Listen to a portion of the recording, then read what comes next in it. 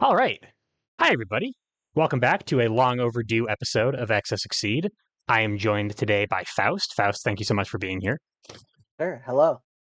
Good to talk to you again. Today, I have the great privilege of learning about Seijun, one of, I think, probably like the most popular characters from like the old days of Exceed. I think still the mascot for the Breakfast Club Discord server that most of the Exceed activity tends to take place in. So super excited to be learning a little bit about one of the iconic characters from Seventh Cross, and I have it on good authority that Faust is a great person to be talking to learn this one. Couple disclaimers before we get started, as always. Number one, you should play Exceed for fun. Uh, this is a real play to win kind of show. That's the lens through which we're going to be viewing this character, how to use her to beat your opponents. If the thing that we describe doesn't sound fun to you, you probably shouldn't play that way. You'll have more fun. If you have more fun playing the way that you want to play, you will also probably learn faster. You'll stick with the game longer, all that stuff. So if what we're saying doesn't sound fun, don't play that way. Number two, Exceed's not a solved game. We don't know everything. I don't know anything. Faust knows some things. Um, Seventh Cross in particular, season two, was in competitive rotation for a long time. People know a lot about these characters. Seijun in particular, I think, has a lot of digital ink. You'll pardon the ink pun, has been spilled about Seijun and what exactly she wants to do. So this is a character that people know pretty well. Even then, take everything we're saying with a grain of salt. As I said, we don't know everything. We're going to learn Faust's Seijun line. It doesn't necessarily have to be yours. Seijun, my understanding, is that she is a flexible enough character that she can support more than one interpretation. So please do find your own. Tell us where we're wrong in the comments. But yeah, with all that aside, Faust, please. I'm dying to know a little bit about Seijun. All right. So Seijun, along with Remlis, who's another Seventh Cross character, were my original mains way back in the day. I think what did this come out in 2017? Was that when Seventh Cross came out? That I think sounds about right. I was talking that's with Blue yesterday, and we figured out that like Shovel Knight was like 2018. So yeah, somewhere in that area sounds about right. yeah. That's what 8 years. God, I feel old. Yeah, I don't even want to think about that. But Seijun's a very cool character. She has a lot of different lines she can play. She can be very beginner friendly. She can have a lot of skill cap or skill ceiling for those who want to get in depth. And she has some very interesting quirks about her kit that a lot of other characters don't, mostly being a Seventh Cross character. Um, I think importantly, we should go over what a transform is for those who don't know, just in case, Sure. because that's kind of the main thing to her kit. Yeah, let's do that. So I notice first of all, an awful lot of these cards have uh, white text on a black background on the bottom Yes. quarter of them. I'm sure that that's not important or anything. Yeah. So, for those who are unaware, a transform is an effect that is in the boost section of an attack that you cannot just put into play normally. If you hit with the attack, instead of putting it into your gauge, you may put it into your transformation area. Or if you have two copies of it in your hand, you may discard one to put the other into your transformation area as an action. And the transformations are basically passives that you have during the game, sort of like the text on the front of your card, but usually they have something that complements your game plan rather than making your game plan revolve around it. Um, They're like engine and components that you're mhm. building up over the course of the game. So you don't start with any in play, and then over the game you get a bunch as you hit or get the cards into your hand. And notably, you can't have two copies of the same transform usually. Right. Um, so So Seijin, oh, but Faust, really quick. I know that this might be where you're going anyway. I know that some characters have Galdred, for example, has a few ways to like cheat transforms into play. Some boost or some attack allows him to sneak an extra one in. Having fulfilled my role of not looking at Seijun's cards at all before this lesson, so I can go in blind. Does Seijun have anything like that? no, Okay, Seijin does so not. so what we're seeing is what we're getting. We are in order to get any of these effects, we're going to need to do it the old-fashioned way. Yeah, either have two of them in your hand and use an action, or to hit with them. Okay, sounds good. Yeah, and sorry to cut you off. Please continue. No, you're good. Seijun is one of the more transform heavy characters in Seventh Cross. So Turnlouse, Galdred, Seijun, I think the only characters that have all of their normals with transforms on them. Sure. Um, which means that they don't have any boosts on their normals. So usually their transforms are slightly more powerful or game warping in order to make up for the fact that they can't boost with half of their deck, basically. Sure. So the implications of somebody like Galdred, for example, who doesn't have any special boosts, is is kind of that like boosts are a big part of your neutral, your ability to like do something on your turn that isn't striking. And the basically the more black backgrounds you see on the bottom of a card, the worse that character is going to be at um like turn to turn play in the early game before they have any of their passives in place. Is that kind of like a good heuristic we can use, Faust? Yeah, that's generally true. You still have your normals to boost with, but if you have a handful of cards with transforms and your opponent plays a boost, you either got to strike them or figure something else out because you can't boost back to stop to match them or anything like that. Yeah, you can't throw speed down unless you have it on an ultra boost or something like that. And Yeah, especially back in the seventh cross days before kind of like action compression became the name of Exceed, boosting in neutral was like that was a huge part of the game. yeah, Okay, so this is a pretty pronounced weakness for characters like this. yeah. Okay. But that's not to say that she's weak in neutral when she gets going. You generally, at the start of the game, her neutral suffers, but then when she gets her transform, she can play better. Okay. Well, let's go over her ability first, because that kind of changes what her cards look like as we go over them. So her ability is your maximum hand size is 9. Draw 2 additional cards in your starting hand. Your attacks have +1 guard for every 2 cards in your hand. And for those of you who are going to ask the question, yes, you start if you go first, you start with 7. If you go second, you start with 8, and you can mulligan all of those cards. So if you don't like your opening 7 and you're going first, you can draw 7 new cards. Okay, so she can dig a little bit deeper into her deck than other characters, actually quite a bit deeper into her deck than other characters could to craft a good opening hand. Yeah. If you're going second, you can dig 16 cards into your deck. Yeah, that's a lot. I mean, so when we're talking about uh later in the lesson when we're talking about like what transforms to be looking for, you're pretty likely to be able to find a matched pair of to EX transform something. You could probably find something in those 16 cards to get your game plan going with Mm, that really big mulligan. yeah. Um, and then the second part is you have +1 guard for every 2 cards in your hand. So how good is that? You can have up to 9 cards. So if you actually have 9 cards in your hand and you strike, your attack has 4 guard. That's pretty good. Yeah, I Um, mean, so you've got like kind of our benchmarks for guard, like among the normals, right? Sweep has 6, Focus has effectively 7, Spike has 4, and even 4 on a decently fast like Spike is not an all-star speed-wise, but like often Spike doesn't lose combat because it gets stunned. Like 4 is actually quite a bit of guard. yeah, it does matter a decent bit with some of her cards, and it makes a lot of the normal options safer. And there are some cool tricks you can do with her ability as well. But it really generally just helps her trade easier in the early game. Maybe she gets hit and takes more damage, but she still hits back. She gets a transform, she gets some gauge, that kind of thing.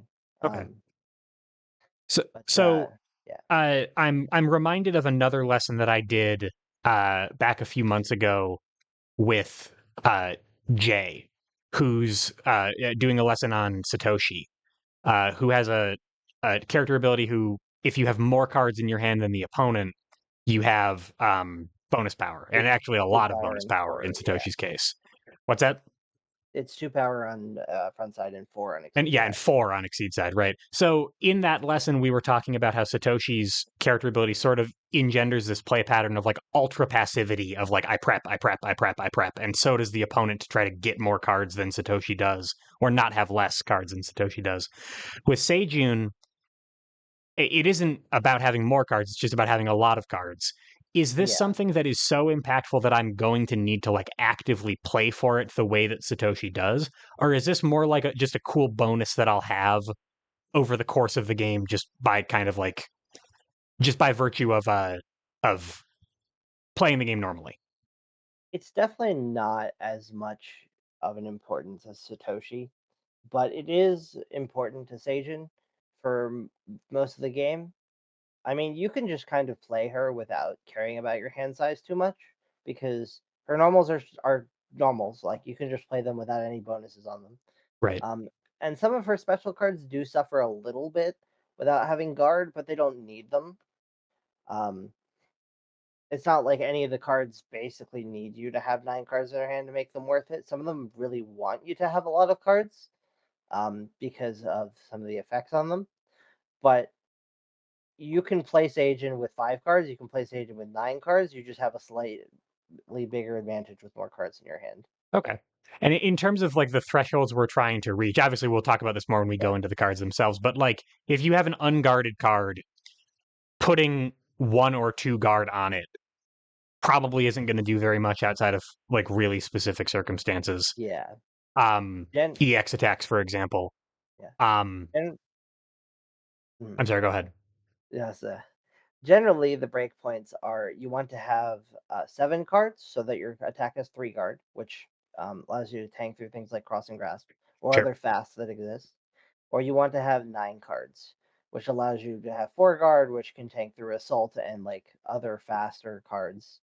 Um, if you have 5 cards, um, or it's more often 6 cards, you can EX to get 4 guard, or if you have 4 cards, you can EX and have 2 guard and 1 armor. Right. So the fact that you have a larger hand size is better for EXs. So those are like the breakpoints that you kind of want to look for. And it also depends on the matchup too. Things could matter significantly if your opponent likes to boost with power, like Akuma, or has a critical, or has like Propeller Knight's ability, where sometimes the attacks do very little, or sometimes they do a lot.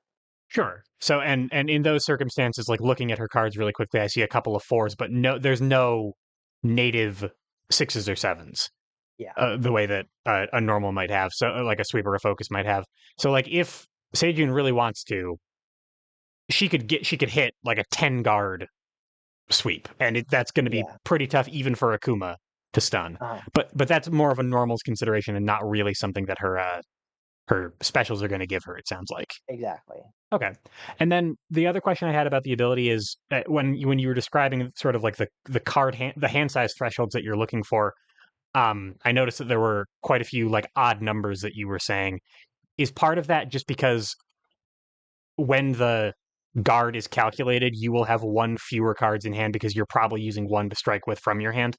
Yeah, that's exactly it. If you Okay. have, 9 cards, for example, you play one and you have 8, which Right. divided by 2 is 4 guard. Right, If you sure. had So that's 8, that's the right? timing that we after we've already selected our card is when we're calculating that guard. So as we're playing Seijun, we kind of have to keep that in mind and sort of give ourselves like a -1 uh card deficit whenever we're doing those little calculations. Yeah, and those calculations are going to get significantly harder as we bring transforms into play, as Okay. you'll probably see. But yeah, all right. So that's Satan's front side.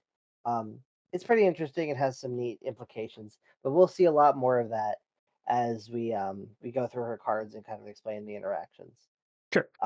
Her exceed cost is 5, and then it's as it has the Ouroboros symbol, so every transform she has reduces it by 2. She's got 5 unique transforms, so if you get 3 of them down, you can exceed for free. Yep. Her exceed side is QB no Kitsune, which is like most seventh cross is a side grade. It's not a strict upgrade, and it did. pushes you towards a kind of a different play style, but it's still good in its own conditions. So its ability is when you exceed, you draw 3 cards, and your maximum hand size is unlimited. At the start of each of your turns, you draw a card. Okay. So there's some things on that card that I've actually never seen in the history of Exceed before. Like maximum hand size is unlimited is text that I have never seen on another card. Um, and also just straight up, that's a lot of card draw. Um, the obviously I'm losing the +1 guard for every 2 cards in my hand from front side when I do this, so I don't also have like effectively infinity guard whenever I become the big fox. But Yeah. when you say that this is a side grade, in other seventh cross lessons, I've talked with other experts about like, you know, your front side is for accruing resources, your exceed side is for spending them. In the case of like a Lucia or maybe a Cyrus, others it's like more of a setup and payout play pattern where all right, this now it's time to kill your opponent when you're flipping, Mm. because you're sacrificing some safety on front side or some neutral control on front side, and now you're kind of accelerating your game plan. With Seijun, is that kind of what's happening where you're are even if you're rushing your exceed mode, you're kind of trying to time it uh, to make sure that you're doing it at the right time. Yeah. It's the way to think about it is that you're less likely to be able to trade because you lose the consistency of the guard, but you're more likely to be able to win because you have the consistency of more cards. Okay, that makes sense. And more cards, as we said, means more EX attacks. You've alluded to some other things that Seijun gets for having a lot of cards in hand, so those are going to enable whatever those effects are that we'll get into. Do you find yourself regularly exceeding when you're playing as Seijun, or is it kind of a game by game, matchup by matchup thing? I think that generally you could exceed every game and do fine. If you want to play at a more um, specific level to match what your opponent is doing and the character they're playing, then not exceeding every game is certainly something you have to consider.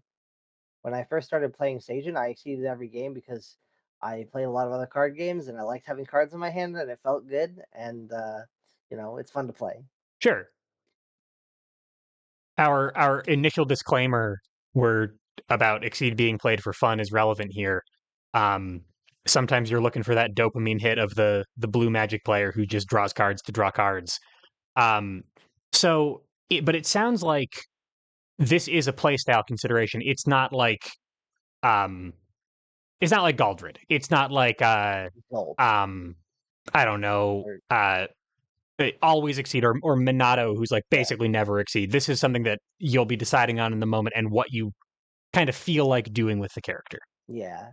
Okay, I mean, the other thing is like you can get your transforms into play, so the exceed cost is free usually, and then right, when you exceed, you effectively draw 4 cards, and then you'll draw another one at the start of your turn. So you go into your next turn with 5 more cards. right. So it's not even really a particularly low tempo action. You're not like taking a turn off in order to exceed. You're actually just uh you're doing a really big draw action and also getting access to an ability that you might like better. Yeah. Okay, that makes sense. So maybe later in the lesson, once we've gone through the cards, we can talk through situations where, matchups or situations where your exceed side would be what you would prefer versus Mhm. your front side. Yeah. But with that said, let's go through our cards and then we can talk about how they all correspond together. Yeah, absolutely. So let's start with these two because these two are kind of a pair together. So these are Ink Spike and Ink Splash. And before we even read our effects, you can kind of see with their stat lines that they're kind of reversed, where they're Sure. both 1 to 3 shapes, and then there's an X in either the speed or the power. And the other number is 4. Yeah. Okay. So this one is X is the number of cards in your hand, and this one is also X is the number of cards in your hand. So this can be up to a maximum of 7. So even if you have 9 cards or 15 cards in your hand, it only hits for 7 by base or speed 7 by base. Okay. And For this one, a speed 4 attack that hits for 7 from 1 to 3 is phenomenal. You're Y- 1 below curve at range 3, and 7 power crushes sweep. Yeah, so that's just a really really strong mid speed, and a mid speed with no positioning, no ignore armor, ignore guard, just sheer damage. It's just Yeah, gonna break a slow, most slows. yeah. And then it's like, this won't break focus, but if you're range 3, focus doesn't hit you. Sure, Yeah, sure, and also uh, with an EX on top of it, this becomes on curve. 4 is a pretty relevant. As you said, just below curve is actually pretty good because there's some ways you can kind of, uh, improve your speed in the moment. Um, so just a really big haymaker card. It sounds like. yeah. The thing you have to consider about EXing, oh, I believe I have stolen the card. There we go. Um, a thing you have to consider about EXing this card is that when you EX it, your hand size goes down. True. You can EX this with 9 cards in your hand, and it still does 7 or 8 power because you EXed it. But if you EX it with 8 cards in your hand, it does 7 power again because your hand size is lower. Right. So you're getting power from the EX and crucially speed from the EX. You're Yeah, eating into the same power that you're gaining by losing cards in your hand. yeah. As you had mentioned before, having 9 cards in your hand is not crucial, but it's very important for some of these breakpoints. If you have 9, you can cards in your hand, you can EX this and still have the maximum power. Right. Um, So then we have Ink Splash, which is the opposite. It does 4 power or 4 damage, and then has X speed.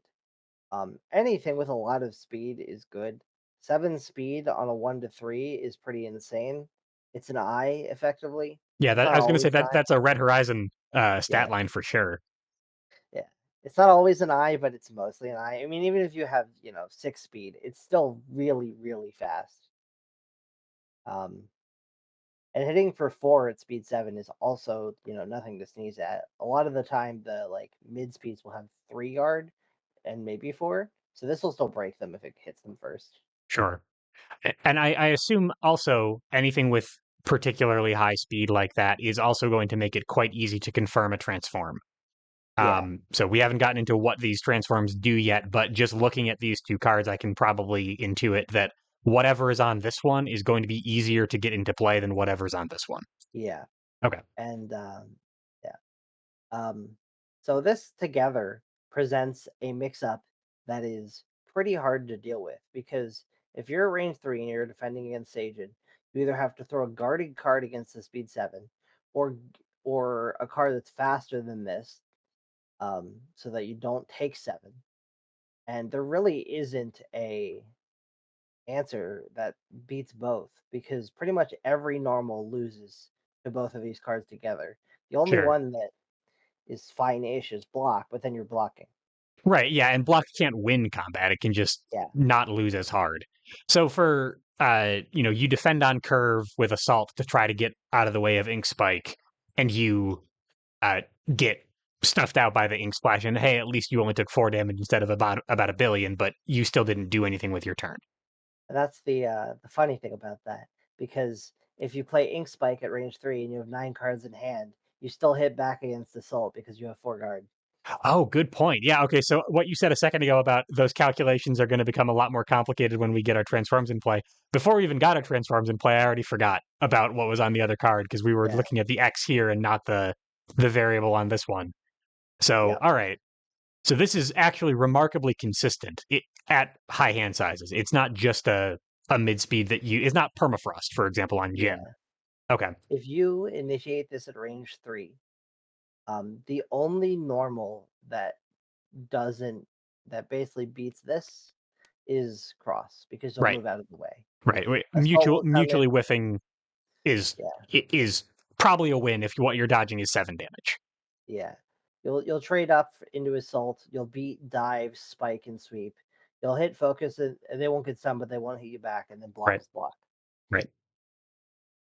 Yeah, that's So messed up. it's yeah, it's good. Um, and yeah. Um, so then we'll go to the transforms. So between these two cards, Ink Spike has the far better transform, at least in my opinion. Which makes sense Which because makes it sense. might be a little Yeah, harder to hit. yeah. So its transform is when you set an EX attack, you may spend up to 2 force. For each force spent, your attack has +1 power. Um, and because you have a large hand size, and because you have a bunch of ways to draw cards, it's pretty easy to find EXs in your deck or hold EXs. One of the things that's important is that if you want to hold an EX in your hand for a normal character, you're using 2 of your 7 hand size to hold an EX, and then you only Sure. have 5 other cards to work with. With Right. Seijun, you can hold 2 and still have 7 cards to work with. And holding those cards actually helps you because you have more guard, and you have cards that care about the number of cards in your hand. Right. Okay. So I'm doing what I want to do anyway, which is maintain a high hand size. I'm building for EX attacks, which I'm going to get a benefit from. But Yep. also, uh, if I have a high hand size, I'm going to be more able to afford the Kitsune Wrath transforms cost in the first place because I would be able to probably find 2 force to spend. Yeah. Okay. And holding the cards makes these attacks better. It makes your front side UA better, and Right. it makes your other cards better. Okay. So Um, when I'm the text when you set an EX attack, that's mm, obviously before reveal, but yep, it doesn't say anything about initiation, so I can do this on defense. yep. Um, I'm committing up front, right? I'm putting down a, 2 cards and then 2 more cards, or maybe an ultra, something. I'm getting rid of Mm. 2 force up to 2 force to make this an EX a super EX attack all ahead of time. Um, I know that Seijun draws a lot of cards, or at least can have a lot of cards in hand. How is her economy in terms of being able to afford big spendy effects like this? So she will tend to be more passive on her front side, usually drawing cards, keeping her hand size up. She has a boost that draws her cards. Her C mode draws her a lot of cards. Yep. But she doesn't have a lot of consistency when she runs out of gas completely. Like she doesn't have a UA that gets her cards other than her seed mode, and you already have to be exceeded. So she can, run out of gas. It just doesn't really happen often because usually the opponent runs out of cards before you do. Sure, that makes sense. Just because you have more resources in reserve than they do. Yeah. I also notice, obviously, all right, I set an EX attack, that's 2 cards from hand. And then I also spend 2 force. That's potentially more cards from hand. I'm you know, neutering my own guard and potentially my own speed if I'm striking with this, for example. Yeah.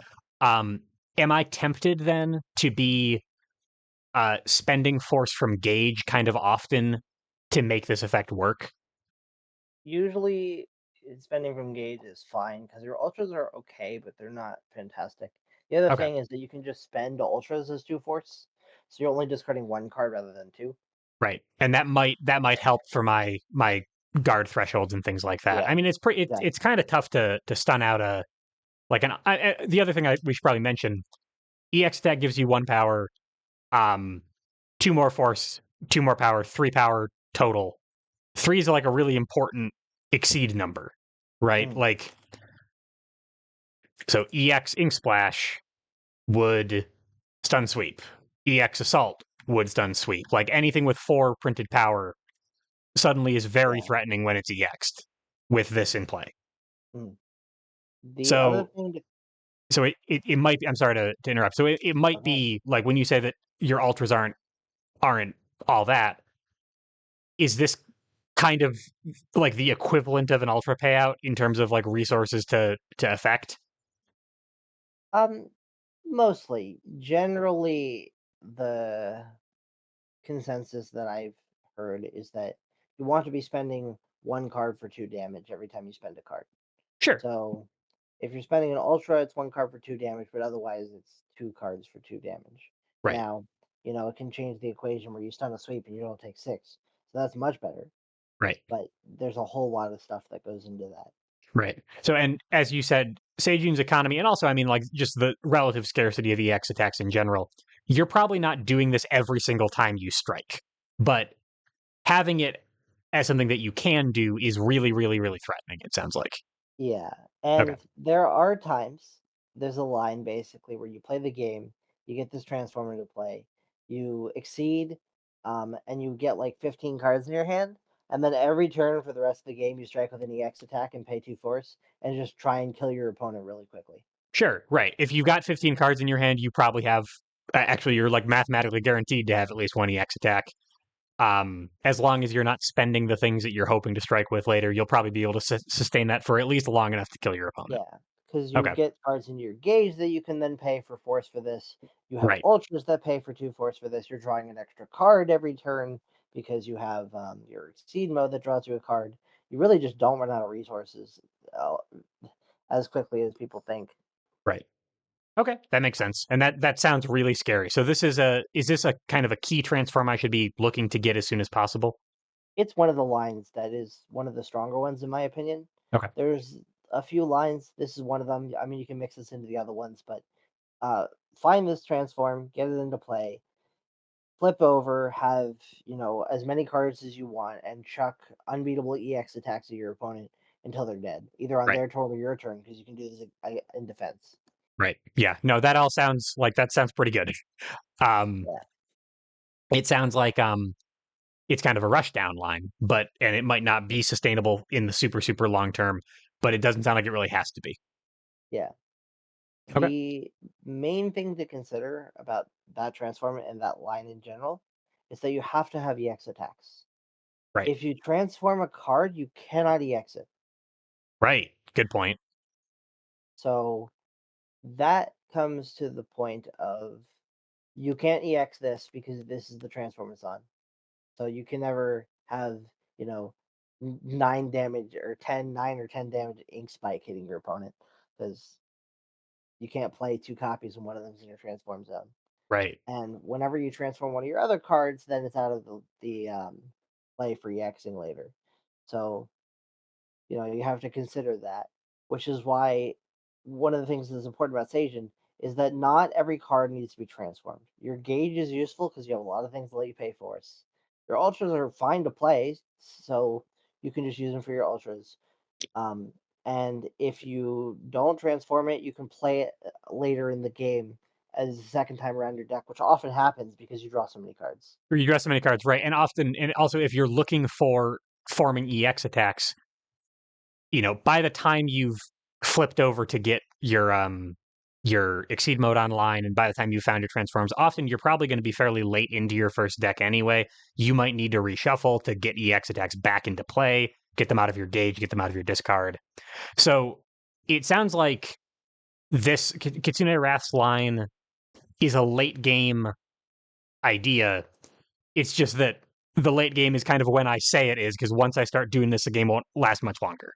Yeah, either Okay. you run out of cards or your opponent dies Right. generally.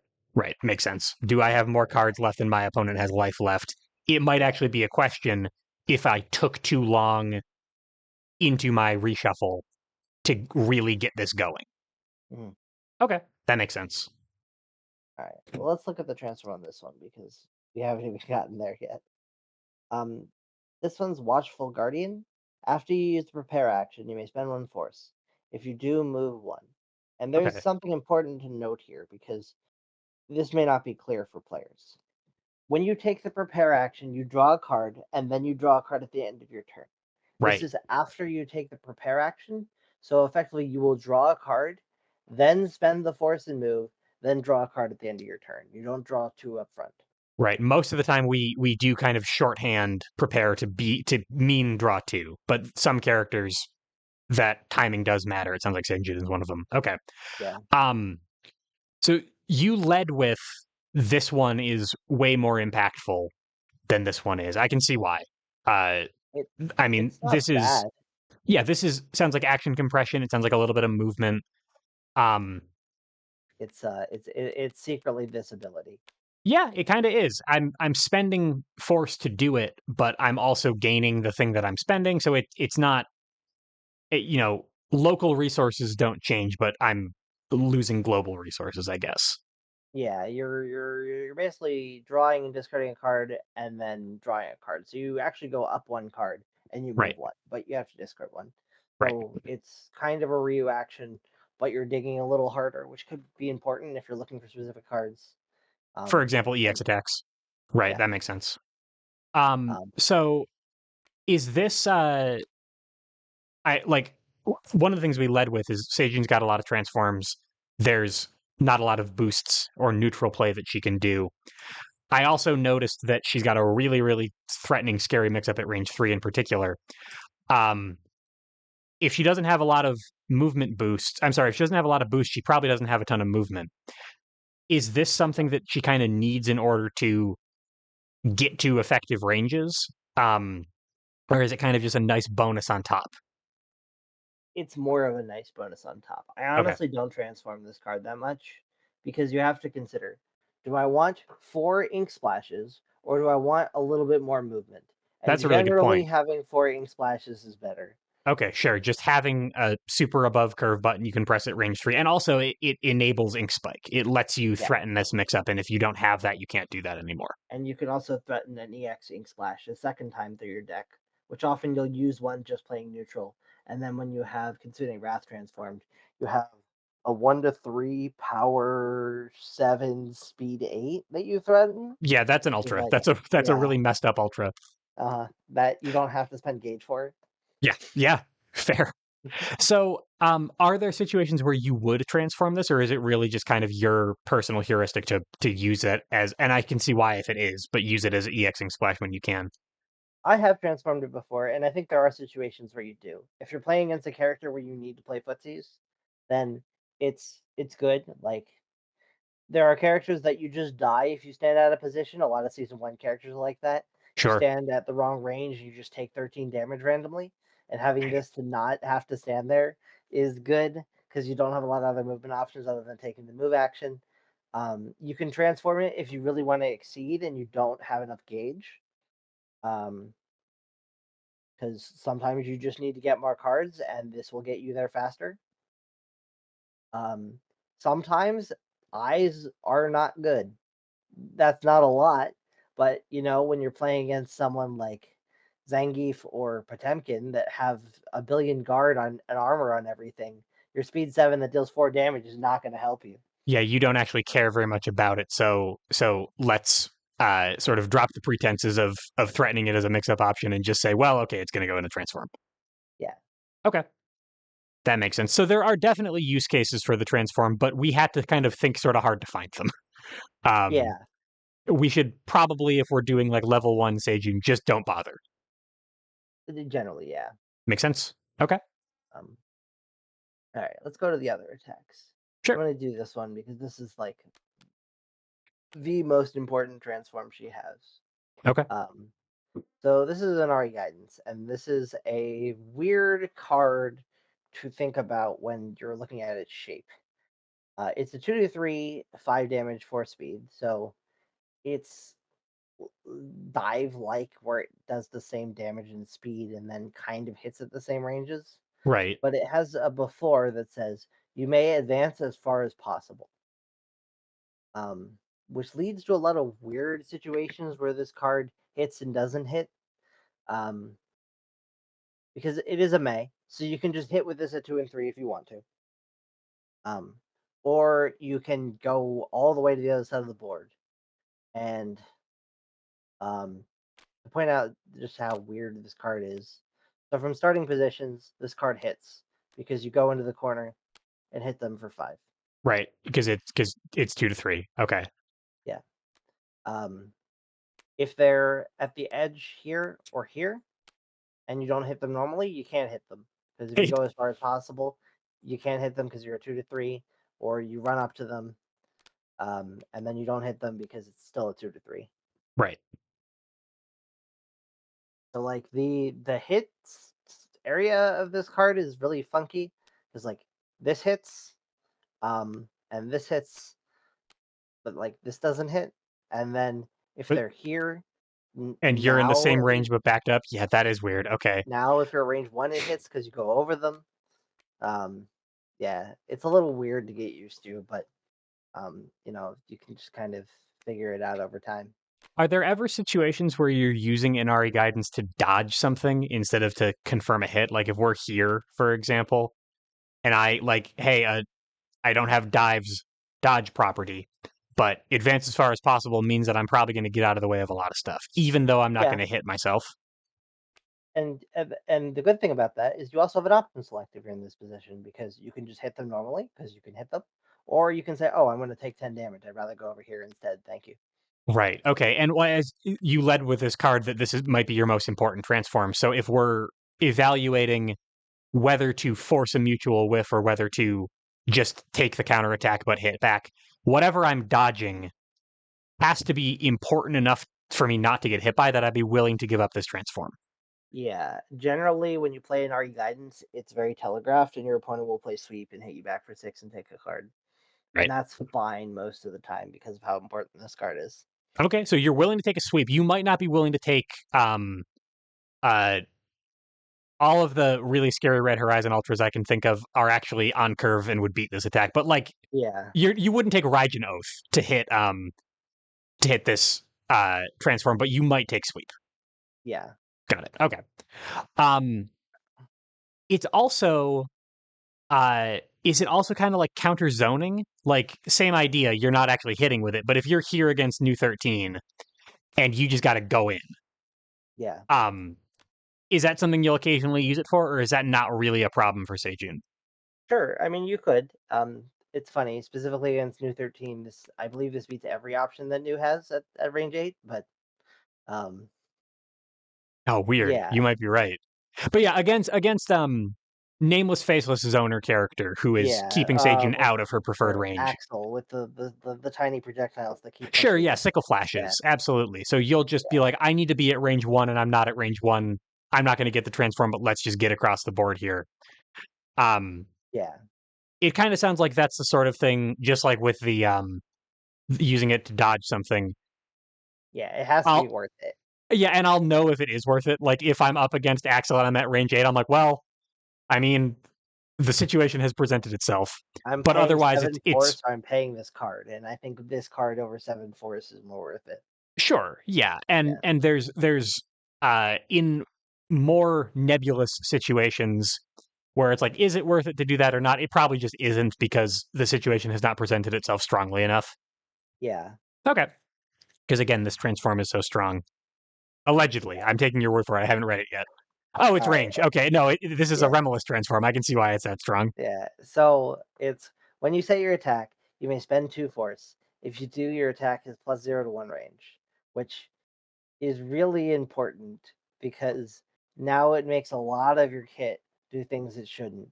And again, you do this when you set it. So if you do it on defense, you can set a range 2 grasp, and your opponent doesn't know it until they've already set their card. Right. So now you're Ramlethal. Now uh you're able to effectively break the speed curve at will as long as you can afford it.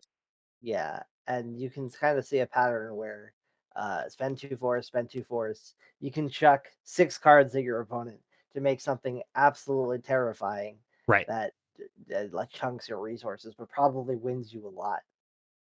Right. Okay. So it's kind of actually uh a grappler tendency, it sounds like, where like you're probably not going to be committing a lot of things very often, but when you decide to invest in something, your opponent just is going to have to hold it and they explode. Yeah, Okay. So, you don't strike often, but when you do and when the setup is perfect, you probably win like 3 strikes worth of value all at once. for the most part, yeah. Okay. That And makes sense. um, this just makes your normals better. It makes a lot of your specials better.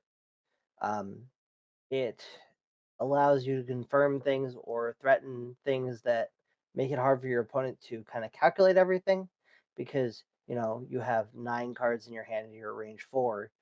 Well, now you have to consider that they have this transform, so now assault hits, and sweep will hit you, ink splash and ink spike will hit you, the other iron guidance will hit you, this ultra could hit you, and it's just a lot of mental pressure on your opponent to put all the pieces together without having it being set down in front of them.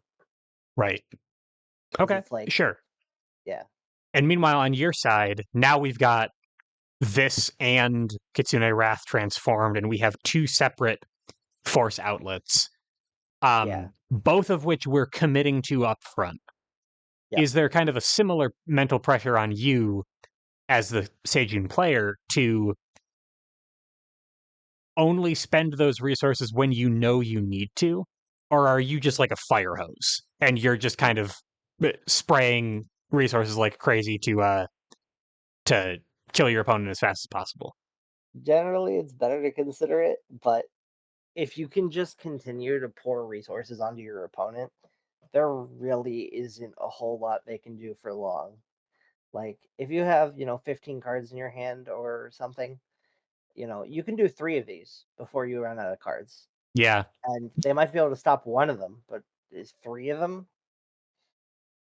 Okay, sure. And I do sort of need to readjust my thinking to remember that, like, the number of resources that Seijun can throw in this metaphorical fire hose that we're describing is more than basically every other character. If you have an infinite hand size, you've got you might have a few turns worth of unmitigated aggression to be able to Yeah. afford.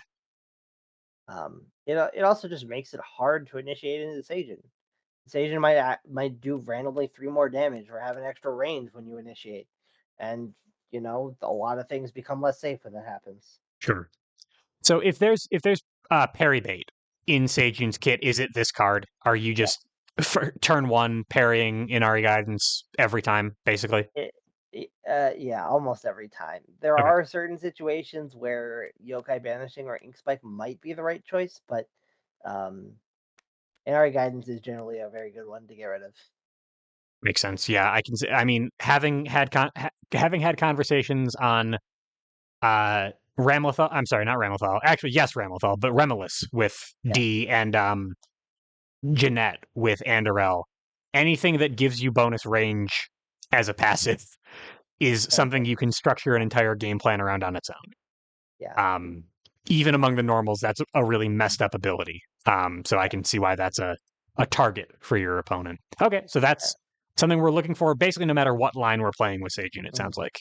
Yeah. This transform usually Teijin wants to sit at like 2 or 3, sometimes at 1 because you can grapple well, but like 2 or 3 is where you have big advantage. But with this transform in play, it's 3 or it goes to 3 or 4, Right, right. which a lot of characters can't fight at 3 or 4 very well. Sure, yeah. The exact same range 3 mix up you have between these cards at range 3. If you extend all of the range out by 1, like their counters just kind of stop working. Yeah, So you're very in control of the mix up when you're playing it at 4. But also at range 1, now your sweeps you can't cross out of them. Like can't cross out a sweep. Yeah, there's absolutely benefits to extra range almost anywhere on the board. yeah, it's So, good. yeah, so that's messed up. Okay, sounds good. And you already mentioned yokai banishing is something else that they might want to parry. So I have high hopes here. So what Yeah. are we talking about for yokai banishing? So Yokai Banishing is like a reverse cross kind of. It's got Cross's stat line except for the power. It does 1 instead of 3, but it's hit, draw a card or push 1. Repeat this effect 2 more times. So instead of moving back 3, you can push your opponent back 3. Um, the only like big difference between this and Cross is that this loses to focus and Cross Sure, doesn't. right. But also you can use it when you're cornered. Yeah. Okay. And then worst comes to worst, if you do hit a focus with this, you just draw 3 cards. Yeah, that's not bad. Zero Yeah. damage, but draw 3 cards. You get a gauge or a transform. I've seen worse strike interactions. And like And if you stun your opponent, you can just draw the 3 cards. If you only need to push them 1 space, you could you draw draw two two. cards. Yeah. Okay, yeah, sure. So at in some ways it's like a really a not particularly great, actually a fairly consistent kick effect. You can Yeah. push out to range 4 and dodge a sweep, but now you're not getting any sort of reward off of it Yeah. because the If damage you is push so low out and to you're not range drawing 4, you draw cards. 1. Right. But you dodged a sweep, and Yeah. that's probably worth Yeah. it. Yeah. I mean, definitely. So it also can like reset your position, and if you add range to this, you can push them out really far, and then it's also basically another eye. Um, Sure, if you yeah, add it's power to above it, curve. yeah, if you add power to it and discard cards, you can do 4 damage, which is fine. I mean, not like fantastic, but it's fine. Um, yeah, it's a good card. You find yourself using it often enough, and it's really easy to confirm with the other thing, like Ink Splash, where you just play this on curve, and usually, unless your opponent has a DP or an eye or like a speed trap, this hits. Right. So are they parrying this out of my hand just because it's annoying to deal with and it's a card draw engine, or is the transform particularly important? It's the transform, and the transform covers one of Seijun's biggest weaknesses. Which is why, depending on your character, you might parry this one. Um, and we can go to the transform, and then I can kind of explain that mentality. Sure. So the transform is meddlesome. When the opponent plays a boost, you may discard a copy of that card. If you do, their card is discarded with no effect. It's So counterspell, basically. it is counterspell. And you do kind of have to explain this to your opponent or know it yourself because again, some of her cards are a little bit misleading, I guess. Okay. When they boost with the card, then that's when this trigger goes off. So this is before they make any decisions. And before So they if get the effect of the boost. yeah. So if they say, for example, boost with block and go to parry something, you have to discard your block before they choose the card they want to parry. Or Right. if they boost with cross or assault to move, you have to discard it before they choose where they want to move. Right. Okay. Yes, yes, And this yeah, I'm pulling out the sort of nuclear the option most equivalent weird here. card. Yeah. If you haven't watched the Joffrey lesson, viewers, I suggest you do. Andorel did a great job. So this is an infamous transform. This is one of the most like game warping transforms. One of the most game warping pieces of text ever printed in Exceed. Um, I'm noticing some differences. The most Yes. important one that I can see is that unless you're in the fabled Seijun mirror, this seems to only work on normals. Yeah, and even if you're in the Fabled Sage and Mirror, there's not a lot of other boosts in Sage and Kit. That's actually a really good point. Yeah, you can't counterspell a transform. Yeah. So in terms of what this does to Joffrey's game plan, it's night and day, right? If Mhm. you are fighting Joffrey and he gets purification down, you are fighting a different character. If Yeah. you are fighting Seijun and she gets meddlesome down, it sounds like it's harder, but it's not like the power spike that Joffrey gets when purification comes online. Is that correct? Yeah, it's simultaneously harder and yeah, it's harder to use your game plan and it's harder to abuse Sajan's weaknesses. Because Okay. as we said before, Sajan is not particularly good at boosting against you because she doesn't have a lot of boost in her kit, so she has to use normals. Right. If you can counter your opponent's boost without using an action, then you not only do you not have to care about their boost, but then they basically just wasted their turn. And you can do whatever you want. Sure. It's actually kind of analogous to like a tech now strike, like in Yes. a Under Night or a Guilty Gear set. Yeah. You Or can capitalize on their weakness immediately before they have a chance to patch the hole.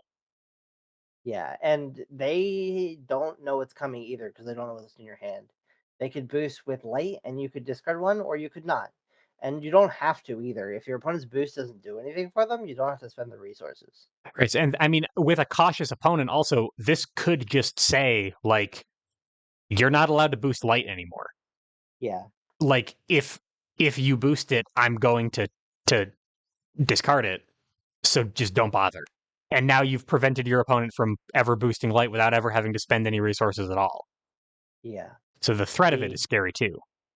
the most important thing this card does is make up for Sajan's biggest weakness, at least in my opinion. Oh, Which is I think I just figured it out from how you're talking about it. Is it reading? yes, it is reading. Because she's got so many cards in hand, of course. Okay, Yeah, that's really exactly. cool. So you almost never want to use your focuses as Sajin unless you need to, if you have Meddlesome up, because it stops you from losing a strike. Because I'm Seijun, I'm set up, I have 150 cards in my hand. My opponent knows for basically for certain that the grasp that they're sitting at range 3, I have a grasp in my hand. They can just win combat. Yeah, Um so I need to either play in a way that makes me invulnerable to reading by discarding all of my normals all the time, and then what am I boosting with? What am I playing neutral with? Or I need a crutch on this transform. Yeah. Okay, that seems really Um, important. it's very good. It also just catches people by surprise a lot. They'll go to use like, I don't know, cross to move in, and then you stop them, and then you get to attack them where they're at the range they didn't want to be at, and they discarded their cross, so they can't cross out. Yeah, Um, light is another good example. They try and use light to match you because now you're scary because you have extra range or power, and they just get canceled, and now they're stuck. They do get to draw a card because it ends their turn and they didn't strike, but it basically is just they discard a card, you discard a card, it goes back to your turn. right, right. And I'm also thinking like, so we have our training dummy Ryu here. Ryu, Yeah, infamous for having really, really strong special and ultra boosts that this wouldn't really be able to do anything about. yeah, But with when you're playing characters like that, I'm sorry, playing against characters like Ryu, there's often this weird pressure about how you're going to use your techs, where it's mhm, like, all right, this light is really, really scary, but I know he has Way of the Warrior in his deck somewhere he hasn't boosted it yet. I can't spend the tech on it. Seijun doesn't have to. Like, even if your opponent has really scary special or ultra boosts, being able to just mitigate their normal boosts is still a win for you. So, yeah. it's not like a matchup consideration where uh, it's some characters are just not going to care as much about this. It sounds like kind of everybody likes their normal boosts and they'll use them occasionally. Mhm. Okay, so yeah, that sounds really scary. Um, in terms of our transform priority at this point, it seems like the tier list we're assembling is like this one first, and then maybe one of these two as our Yeah, I'd say second they're about priority. even. Yeah, and then Ink Spike further Yeah, away. these Okay, two, so, these two are about even in general, but we'll get to that one later. So let's like sure. this is a priority. Yeah. Okay, and obviously Inquisition. If she had Inquisition, she would she'd be Oh, looking for that. But absolutely. that's a Oh my Joffrey card. god, Yeah, having infinite cards and being able to say no to boosts. imagine being able to play Compulsive Purification on a character who has better card draw than Joffrey. Yeah. Exceed is over. There's no more Exceed. Okay, so I'm still prioritizing Inari Guidance even with my counterspell transform in the deck, but Yeah. it's not as it's pretty close. The other reason you prioritize in art guidance is because it's harder to hit. Okay, banishing, you can generally just play and hit it at some point during the game. In True, art guidance right? is a little harder. It's on curve, and not only is it on curve, on initiation it beats cross. That's often consistent enough that you can just mash it. Yeah. Sounds good. Okay. And then how about Foxfire? All right. This card is really cool. I like this. This reminds me of Enchantress's Fire Wave, where um it's kind of like a mid speed that does a decent bit of damage. It has somewhat of an awkward range, but then it has after push too. So even if you don't hit this card, you still shove your opponent back. Oh yeah, it's an after. Interesting. All right. Yeah, So you're not you're gonna dodge the sweep almost no matter what. yeah. Okay. Um, it's by itself. This card probably could have just been printed with 4 guard. Like it's a for a speed 3 mid speed that does 6. Yeah, It's pretty that's not good. nothing.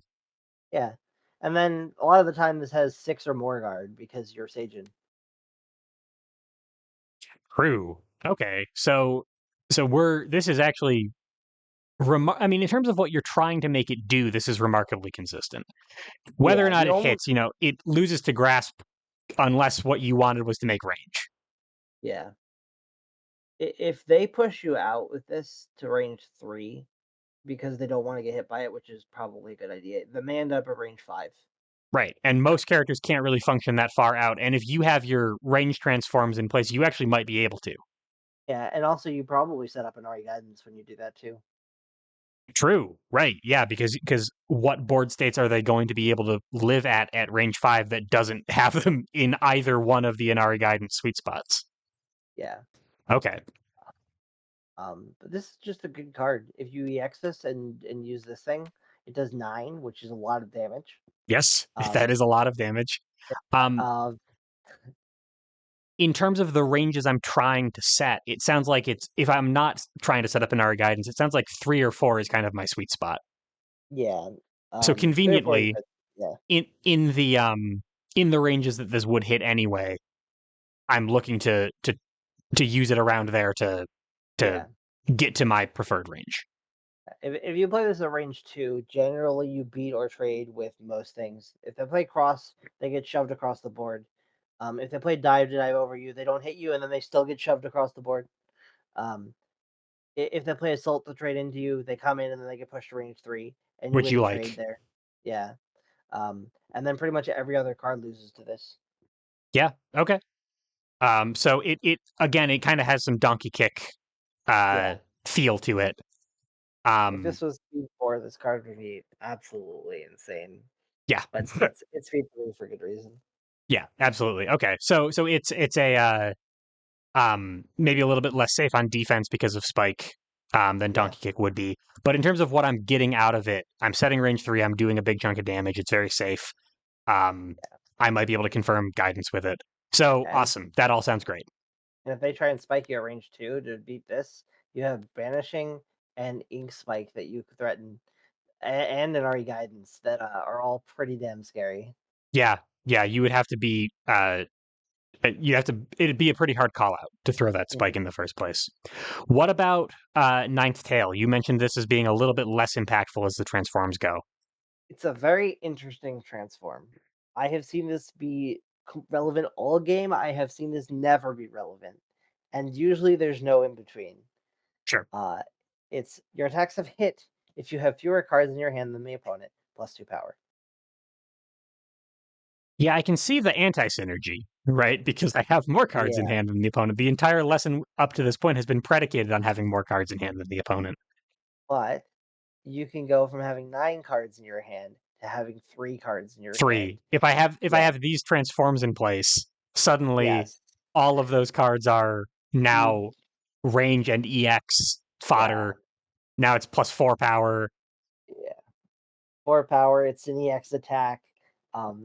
It probably does like 9 to 11 damage. Yeah. Yeah, it's got extra range on it too. I can probably only do that once, but if I'm doing it once and I am hitting for 11, maybe I don't care. And also, like, if you just chuck your hand, you still have less cards in them, so this still applies. True. Yeah. Okay. So we're thinking of this as kind of like a big payout option that we're not trying to leverage all the time. Is there any Yeah. sort of like you mentioned often you'll find it just doesn't help at all. Is there any like is there a cheat sheet you can use to figure out what games it's going to be helpful in and what games it isn't, or is it just kind of in the moment decision? If you think that you're going to have more cards than your opponent most of the game, this card is probably not worth transforming. It's Makes better as an sense. attack that you can throw out because the stat line is good. It's really good with extra range. It's good, really good with extra power. It's pretty solid to do a lot of things, like you can push slows out of the way, etc., etc.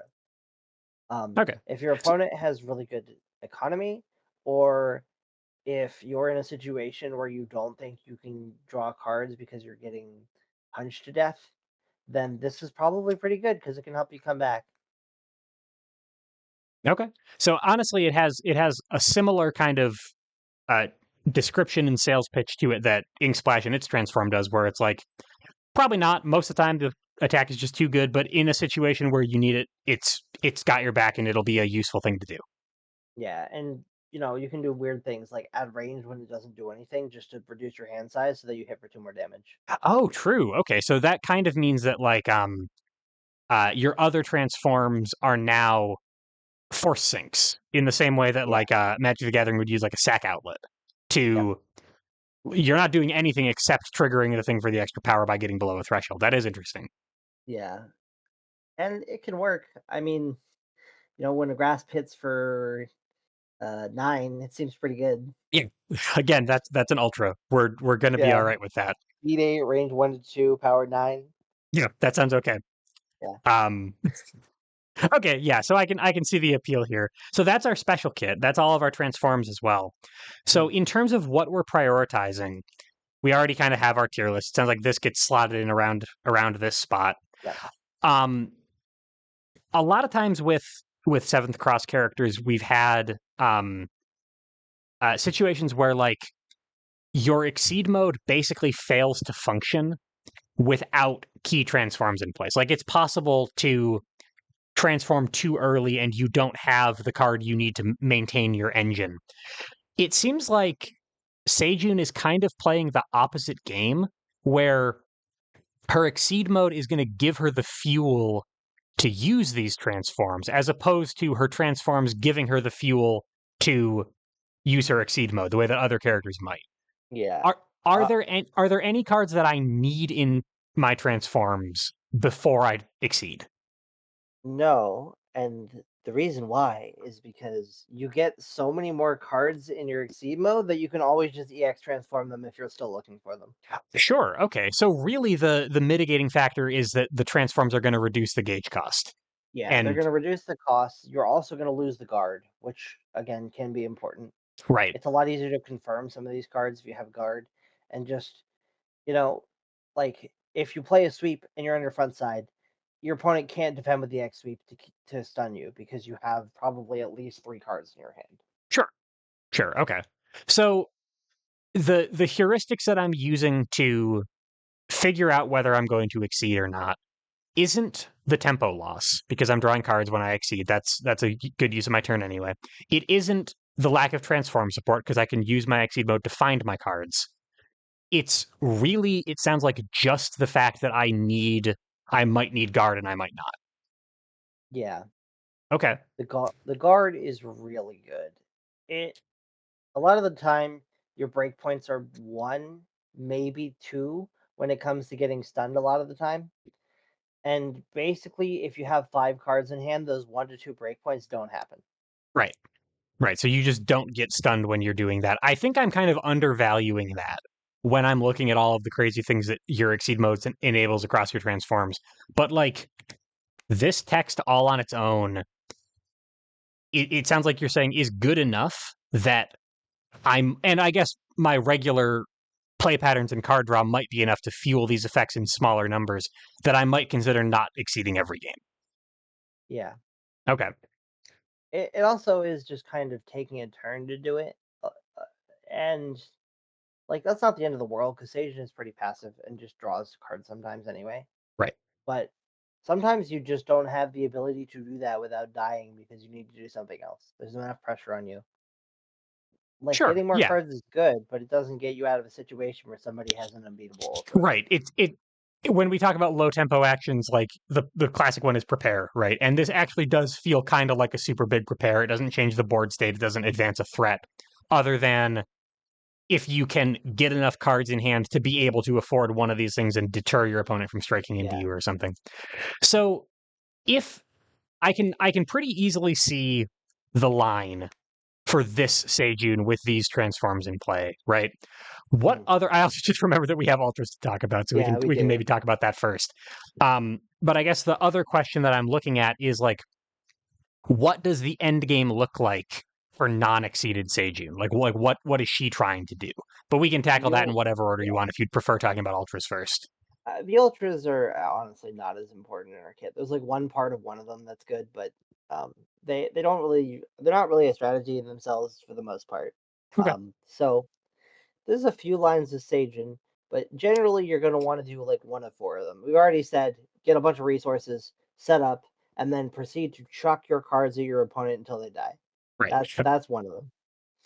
Um, there's if you want to stay on front side, there's basically just beat your opponent every time they do anything. Stop their boosts, beat their attacks, keep them having to get more cards, and you keep your cards topped up the whole time. Um, Right. Because you're because you have basically eyes, unstunnable. yeah, you're Okay. unstunnable. You have eyes, you have dodges, you have slows. Your slows are tankier. Um, they can't use their normal boost against you. Like you just out control them, and you can't do that against everyone. As you mentioned, Joffrey. Joffrey is really hard to do that against. Sure.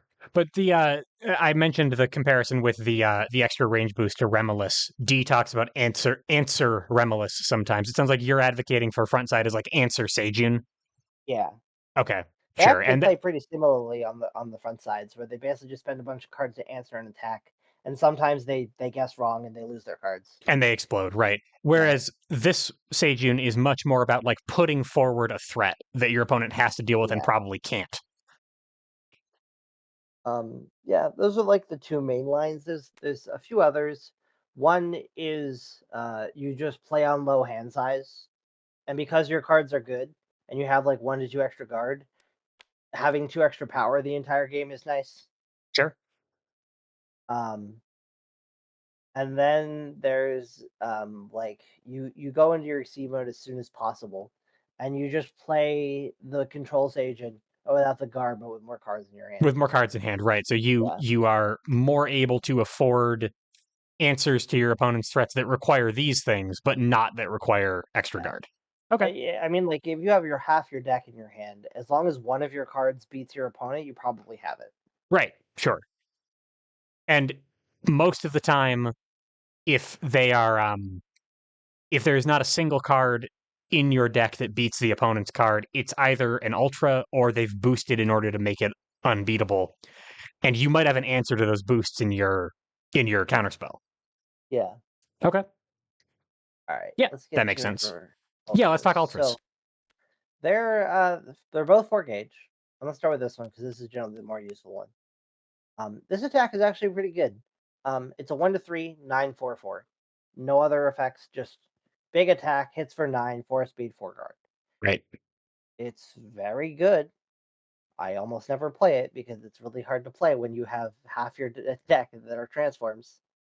Right. Yeah, you're not going to build a ton of gauge, Yeah, especially if you're trying to maintain things like EX attacks. Like yeah, you're not throwing little tiny hits out. You're trying to throw haymakers most of the time when you're and, attacking. and yeah, and if you play cards from your gauge to pay for some of these transforms or other things, then you lose your gauge. Yeah, you're getting farther away from this payout. Don't get me wrong, this attack is really good. Like this stat line is great. Um, it basically only loses to dive on defense and cross on offense because it Right. stuns everything else and trades up. Right. And then sometimes it has more than 4 guard because you have cards in your hand. Sure. Okay. So and 9 damage is a lot of damage, Yeah, but you have used the number 9 to describe other things that Seijun can do without this ultra before. It's not like she's lacking for damage. yeah. Okay. Um, and then the bottom part, which is usually how you get the 15 cards. Right. Ancient Yeah. Ambition, draw 5 cards.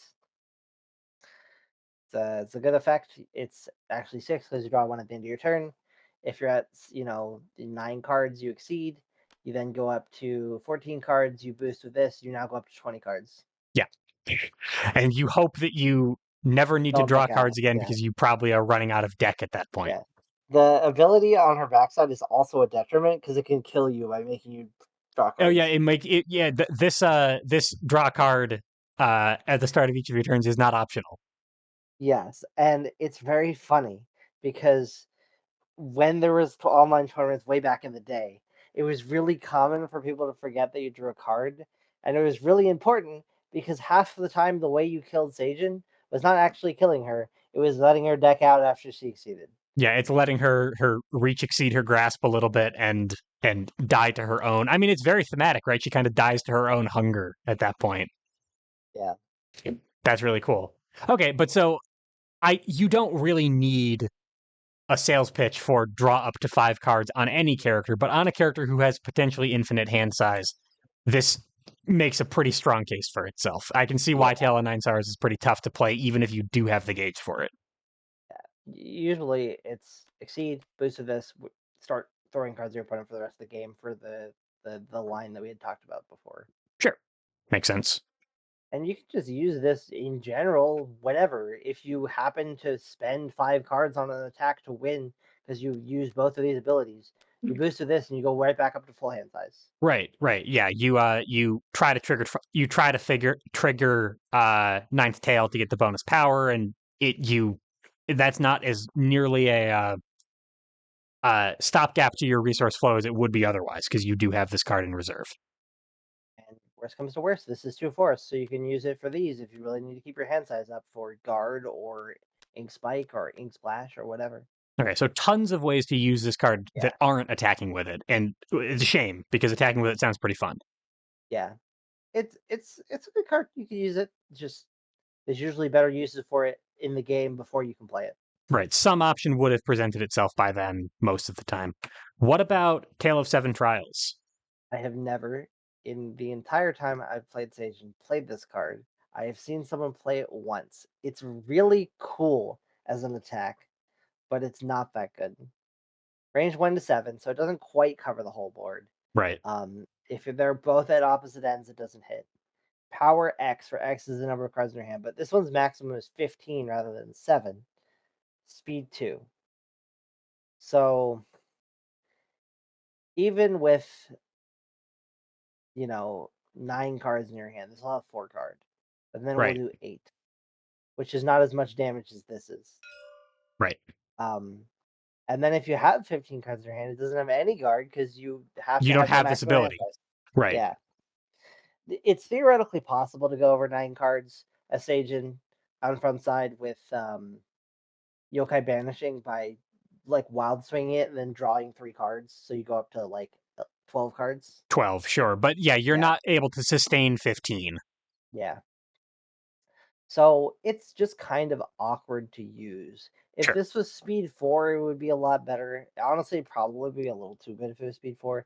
If it had some guard by base, it would also be better. You could EX it to make it viable. You could do other things. Um, so it's just kind of awkward. That's like one of the other lines is basically set up for this all game, and then try and hit them for 15, and Right. just I've chipped them down, but it doesn't work that often. Yeah, I mean, 15 is a lot, but and also, hey, I mean, at range 3, this catches cross. If you really, really need to, if you Yeah, don't have Ink Splash anymore, and you need to threaten Ink Spike, and you need another side of the mix-up, that'll work, I guess. But I suppose. yeah, that's a imaginary scenario I just made up. That's not real. Yeah. Um, so we can ignore this. It sounds like for the most part. What about Heart of the Mountain? Heart of the Mountain is a very interesting boost. Stun immunity and opponents cannot move past you, and it's 1 force. I don't use this boost very often, but it does solve a lot of the problems that Seijun has sometimes.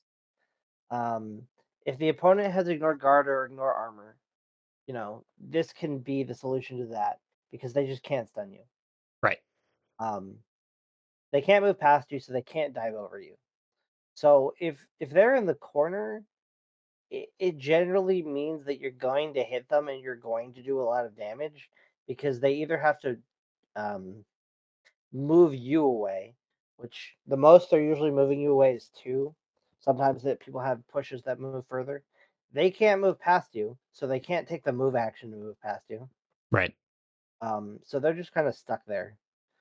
Um, and it makes like boosting this into this attack is pretty good. It's almost a guaranteed 9 damage. Yeah, I mean that all seems very strong. I feel like the main competitor for it is that I could use this as 2 force for all of these effects. Yeah, that is kind of the problem. Okay. It also just wins boost wars sometimes. Your opponent does 20 damage to you, sure, okay, that's a lot of damage, but also you don't get stunned. Right. Right. And Um, if what you need to confirm is a important transform or a lot of damage of your own, that's a way to do it. you can also boost this to go down 2 cards and go and then draw a card. And then you can chuck the rest of your hand to these 2 transforms and go down to like 0 cards and not have to worry about not having guard anymore. Oh, sure. Okay, yeah, because you're effectively infinite guard anyway, at least for one strike, and maybe you have Ancient Ambition back to get your cards uh your engine back online afterward or something. Yeah. Okay.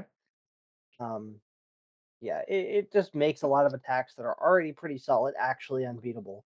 It's just usually you don't need to spend those extra time and resources to make it unbeatable because it's already strong enough that you don't have to care.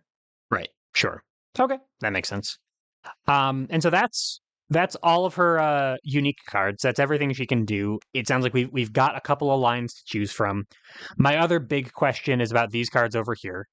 About our normals. You've already mentioned, obviously, the guard impacts their utility quite a bit. The extra range from her transforms, um, the EX thresholds, all of those things, and also this ability to use them as fuel for your counterspell, especially for focus. Are there any other does she use her normals in a particularly Seijun way other than that, or is it kind of just what we would normally expect? Yeah. So the ones that have particularly good boosts are ones that you don't really want to play. So sweep, block, focus, like these three that are your slows. I mean, you can play them, but being able to counter your opponent's boosts is phenomenal, especially these ones. Right, And then this one is just non-negotiable. You don't play this card if your opponent knows how to use reading because you don't want to die. right. Um, block you can use. Parrying is not the worst thing that can happen to you. Oftentimes, people will parry your focuses so then they can read you if they're really trying to do that, which is funny. But you can block if you need to. Sweep light is difficult for Seijun to deal with, but also EXing a sweep with extra range and extra power makes it kill people. Absolutely. So just holding on to it until you have two of them, and then EXing it is pretty good, or holding on to it to stop your opponent's lights is good. Okay. Um, for the rest, grasp is another one that you usually want to hold on to because you want to defend with it. Because a speed 7, range 1 to 2 grasp is pretty damn good. Sure. Yeah. Yeah, So yeah, at and 1 range. that's kind of true of many of the other on curve normals is that they get a Yeah, bunch of benefit from extra range anyway. And I guess the other consideration is that for a lot of these, like the way we started this lesson is that there are no good neutral boosts yeah, in most of this kit. So I also have this added pressure of like I might need to advance up to 3 or backstep or tech something. So I kind of need to crutch on my normals for any sort of neutral control at all, it seems like. yeah. And you like if you don't spend your normals in the early game, you can EX them later. It's harder to Right. EX these cards because you usually only have one copy of them by the time you go through your deck. Sure, makes sense. And your EX attacks are going to be amped up by your transform, and it's more likely that you're going to have an EX normal than an EX special that's going to be relevant. So they're either going to be neutral in the early game before you have your transform, or you're like one of your preferred payout options in the late game. Yeah, these are Okay. like 7 damage, 7 to 9 damage fast. Yeah. This is a 7 damage, get take an extra turn assault. This is an 8 damage on curve dodge slows, even if they survive the 8 damage. Yeah. Um, this is a range 4 on curve, 8 damage, ignore armor and guard if you add everything to it. Um, and Yeah. then All of this, that is incredibly yeah, messed up, right? Like, yeah, so, so it seems like what we're, what we're trying to I guess the principle at some point is like, all right, what are you allowed to spend as Seijin? Because it seems like everything is too precious and too important. And I guess the thing to remember as I'm learning this stuff is like, I don't need to hit my opponent for 15 times to kill them. yeah, So like I'll have to sacrifice some strong things in order to survive the game and just rely on the fact that I will be able to kill them with my other really strong things. yeah. Okay. That's not a bad problem to have. No, it's not. And it's like you got to figure out what you want to give up because sometimes some of your strong options don't work. Right. Um, like if you have sweep and that's your really good one, sweep is almost always going to confirm, but against characters like Axel that shove you away and have a lot of cards that move him out of range, Right. when he plays them, it may not be the best option. Sure. Okay. So I can be flexible. As I said, it's not a bad problem to have. That's an advantage, not a disadvantage that I'm uh, chained to one card or one line. So really, what I'm doing as Seijun is evaluating in the moment, like what can I afford to spend as part of my short-term neutral goals versus what do I need to keep for later, and that's going to be matchup and situation dependent. So that's Yeah, the skill ceiling. That's how I kind of figure out uh, matchups at a more optimal level. Is all yeah. of that stuff. And if you don't feel like you're that experience of a player, or if you are uncomfortable playing a new character, you can always just play Sage as I'm going to put stats on things not care whatever my opponent is doing, and just hope that they can't answer it. And it works a decent bit of the time. Right. They often can't just because your stat presence is so overwhelming. My friend Blue, a friend of the show, Blue, who's done several lessons, called describes Seijun as like if your opponent isn't doing something to beat you specifically, you probably just win because Yeah. you're gonna just roll them over with stat pressure eventually. Um, so I feel like that's a pretty decent segue to talk about counterplay. Is there anything else you wanted to mention from the Seijun side? We talked normals, we talked specials, ultras, transforms, game plan. Anything else you want to mention before we talk about counterplay and then wrap it up? Yeah. There is another thing that's really important in Seijun that gets a lot of people the first few times they play her, which Okay. is you have to watch your deck. And we mentioned decking out and all that, but when you reshuffle in Exceed, no matter what character you're playing, if a card is in your hand or a card is in your gauge or in play, like it could be a boost in play, Right. you don't get it again. A lot of the time, you want to completely empty your hand and gauge before you shuffle over, unless you're going to kill your opponent very quickly. Okay. Oh, Because it gives you a longer timer on your second deck. it's a longer timer and it gives you those options back again because you really want to have pairs because you Right. have the EX. If your sweep is in your gauge, you can't EX sweep for the rest of the game if you reshuffle. Same thing with the other cards. You know, if you hit with two ink splashes and they're both in your gauge, you don't get them anymore. Right. So when you get down to the end of your deck, you want to try and spend those cards that you want to see again before you reshuffle, which is not that hard because you have these two, You and you have can force see the outlets all over the cards. place. Yeah, You can empty your hand really easily. but I've had games where I have had my ink splash in my gauge and I shuffle over, and I really want the EX copy of it, but I don't have it. And it's just Right. because I didn't get it out of my gauge. Sure. Sure. That also, I mean, late in your deck is often when you're most vulnerable to reading. If you're careful, if you're not careful, uh, you could end up doubly vulnerable to reading because now you have a billion cards in hand and you have known information or easily Yeah, identifiable information about what your hand contents were from the end of your first deck. So yeah. like it's a vulnerable period for every character, but like especially for Seijin. Yeah. I mean, Okay. reading is not as big a problem because you have Yeah, meddlesome, yeah, but you have yeah, Yogai Banishing. yeah. But yeah, that's just kind of what I wanted to mention. If you play Seijin and you do any of your lines, you'll notice that where like you have a big hand, you have a lot of cards in your gauge, and you're like, all right, I might as well just spend these to do something. Even if you're playing the Patience Agent, sometimes just chucking something large at your opponent to spend cards right before you shuffle over is good.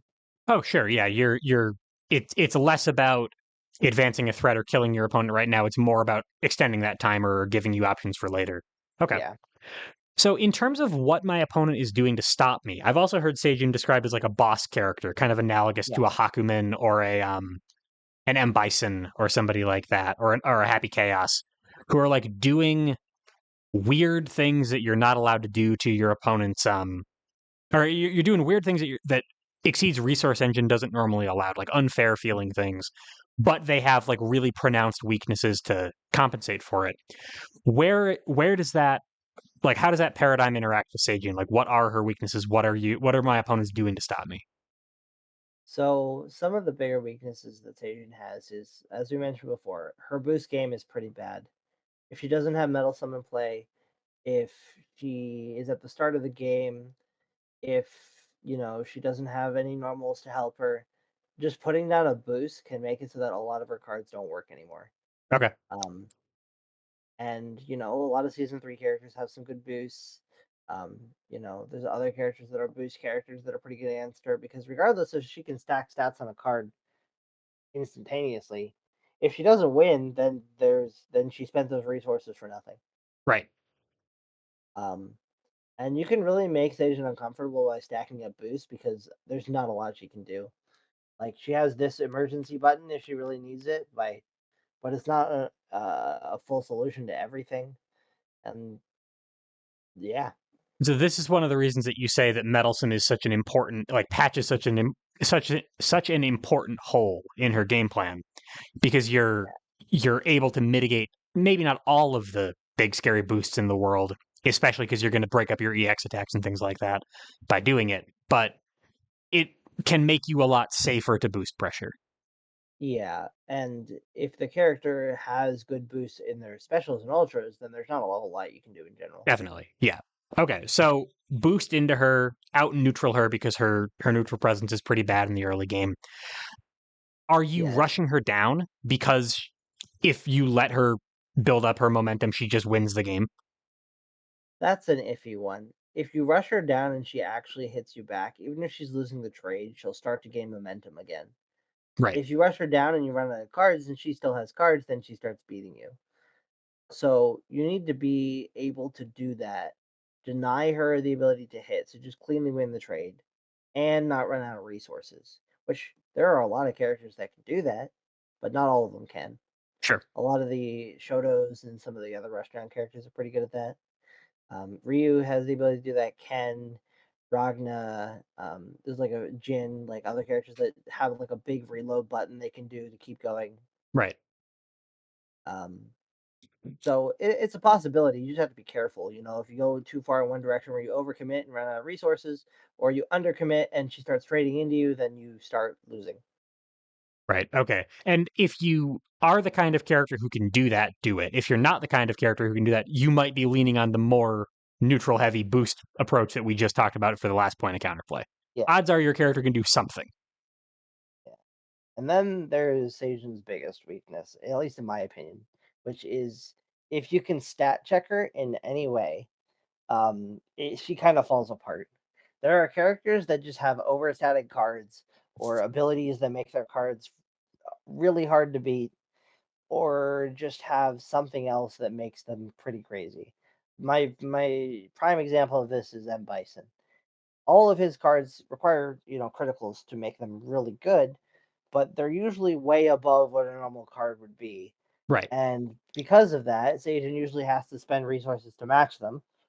Sometimes she can beat them, but if she has to spend resources every time and the other character doesn't, or just they have it more consistently, because spending 5 or even 2 cards is a lot if you have to do it every strike of the game, then she just starts losing out, especially if they can do it at the start of the game.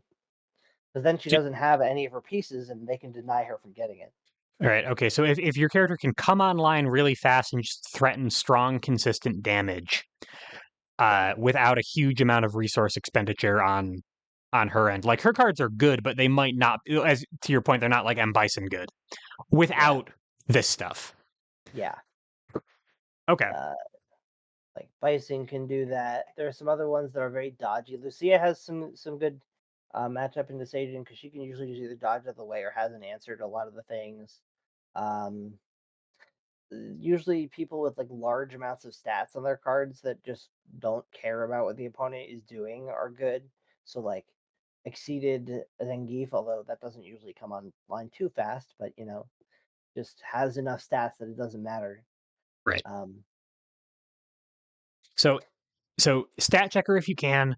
If not that, then um uh big boosts into her. If yeah. not that, then rush her down, but do it carefully. So there's a lot of ways that you can counterplay her, but you do need like a specific Seijun plan. Yeah, Okay. and unfortunately, there are just some characters that can't do any of those things, and then it really feels like Seijun is a boss character because it feels really hard to do anything if the person piloting Seijun is good at what they do. Okay. Who are Because they some all, examples of characters like that? a lot of the season 6 characters are like that. They like playing just plain neutral, and they don't have a lot of like boost they can put down. They have some rush down and like action compression, but generally their attack quality is not as good as Saiyajin's by base. Yeah. So even if they do rush her down, they're going to start losing quickly. Some of them can. Enkidu is really good at it. Um, I feel like Yuzuriha can have the stats to yeah, actually make herself Yuzu and Waldstein can keep up. sure. Um, but like a lot of them just don't have it. Right. Um, It's like oh what does Linne do into Seijun, for example? yeah, Like it like I'm sure she has something. I'll have to go ask Rose about that later or something. But like characters who don't have one of those sort of buckets of counterplay might just have a lot of trouble in the matchup. Yeah, and it's not to say you can't win against Seijun. It's just significantly harder. Sure. Um, some of the season 5 character or season 4, yeah, Shovel Knight. Some of the Shovel Knight characters also have like a lot of fair stuff, and sometimes just fair cards aren't enough. They're just not good Um, enough. You kind of need to do yeah, something unreasonable. yeah. I mean, like Propeller Knight is a very good character, and but he has like one or two cards that are unfair, and everything else is just good.